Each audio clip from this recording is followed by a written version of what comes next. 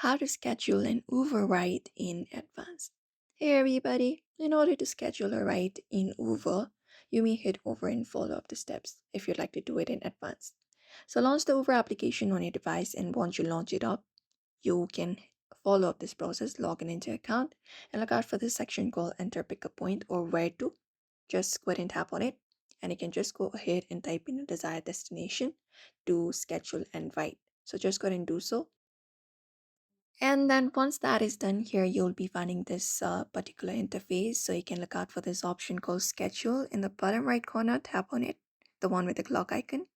You can select up your vehicle and everything. And once you do so, here it will be finding the section where you can choose up a time, like schedule and do so.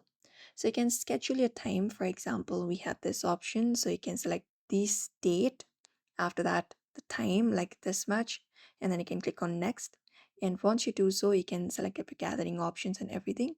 And you can look out for this reserve UberX option. And when you do so, your Uber ride will be booked in advance. And that's it.